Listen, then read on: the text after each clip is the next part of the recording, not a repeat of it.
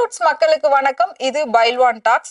சினிமால நடக்கக்கூடிய நிறைய சீக்ரெட்டான விஷயங்கள், சினிமா நடிகர் நடிகைகளை பத்தி நிறைய சுவாரஸ்யமான விஷயங்களை நாம இப்ப சார் கிட்ட கேட்டு தெரிஞ்சுக்கலாம். வாங்க ஷோக்குள்ள போலாம். திருவள்ளுவர்ங்கிற பேர்ல ஒரு கற்பனை புனை சுருட்ட இப்படி சென்சார்ல கொண்டு போய் அனுமதி வாங்கினது யாரு?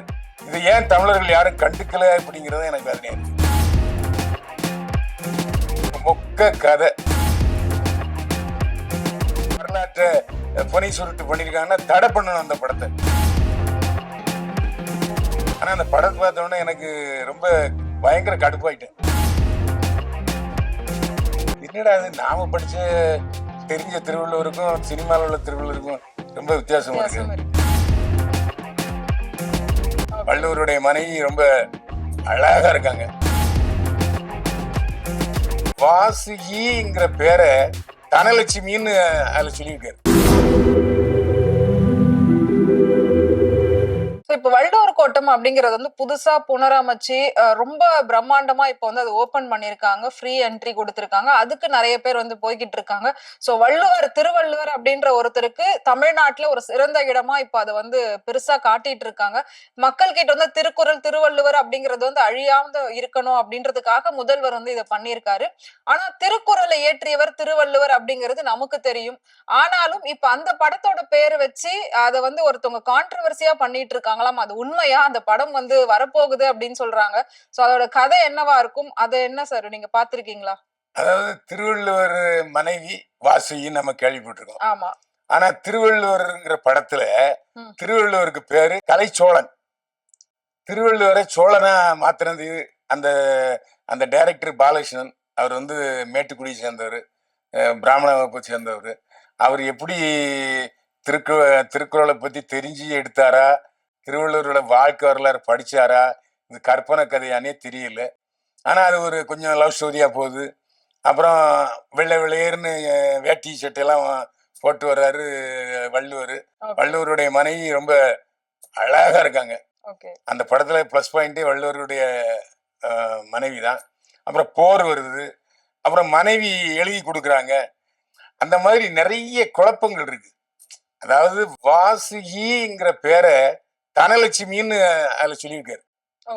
கலைச்சோழனுடைய கலைச்சோழன்கிறத திருவள்ளுவர் பேராவும், அதுல கலைச்சோழனுடைய மனைவி பேரு தனலட்சுமி சொல்லியிருக்காங்க.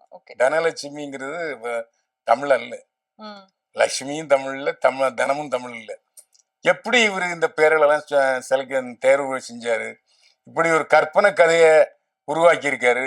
அது மட்டும் இல்ல, பல கல்வி வள்ளல்கள் இந்த படத்துக்கு பணம் ஹெல்ப் பண்ணிருக்காங்க. ஆமா, அதாவது நம்ம ஏசி சண்முகம், அப்புறம் ஐஸ்வரி கணேஷ், இவங்க எல்லாம் அந்த கல்வி வள்ளல்கள் எல்லாம் இந்த படத்துக்கு ஃபைனான்ஸ் பண்ணிருக்காங்க. நான் கேக்குறேன், ஏன் திருவள்ளுவரும் நீ ஒரு படம் எடுக்க போறிய, என்ன கதைன்னு யாராவது கேட்டாங்களான்னு தெரியல. கேட்டிருந்தாங்கன்னா பணம் கொடுத்துருக்க மாட்டாங்க. அப்படி ஒரு மொக்க கதை. அதாவது திருவள்ளுவர்ங்கிற பேர்ல ஒரு கற்பனை புனை சுருட்ட இப்படி சென்சார்ல கொண்டு போய் அனுமதி வாங்கினது யாரு? இதை ஏன் தமிழர்கள் யாரும் கண்டுக்கல அப்படிங்கறது எனக்கு வேதனையா இருக்கு. இதுல பாஜக வந்து கொஞ்ச நாளுக்கு முன்னாடி திருவள்ளுவரையுமே நிறைய சர்ச்சைக்குள்ளாக்கி எல்லாம் வந்து நிறைய விஷயம் பண்ணியிருந்தாங்க. காவி சாயம் பூசுறது, அது மட்டும் இல்லாம அவர் வந்து இந்து கிடையாது, கிறிஸ்டின் சொல்றது, அவரு இவர் இல்ல அப்படின்ற மாதிரி நிறைய விஷயம் வந்து ஒவ்வொருத்தரை பத்தி, தலைவர்கள் பத்தி வந்து இழிவா பேசிட்டு வராங்க. இப்ப நடந்த அந்த முருகன் பக்தர்கள் மாநாடுல கூட அண்ணாவை பத்தி பேசியிருந்தாங்க. அப்படி இருக்கிறப்போ இவங்க திருவள்ளுவர் இழிவுபடுத்திருக்காங்க. விளக்கம் கொடுக்கணும். என்ன காரணம்னா, அந்த முருகர் மாநாட்டுல அண்ணாவை பத்தியும் ராமசாமி நாயக்கரை பத்தியும் தப்பா பேசுனதுக்கு எனக்கு சம்பந்தம் இல்லைன்ட்டாரு தமிழக பாஜக தலைவர் நாகேந்திரன். அது டெல்லியில் உள்ள பாஜக தலைவருடைய குசும்பு. அதாவது இப்படி திராவிட இயக்கத்தை இழிவுபடுத்தணுங்கிற எண்ணத்தோட அவங்க பண்ணிருக்காங்க. மற்றபடி அதிமுக உள்ள பொதுச் செயலாளர் எடப்பாடியாரு மற்ற எல்லா அமைச்சர்களும் காட்டுத்தனமா திட்டாங்க.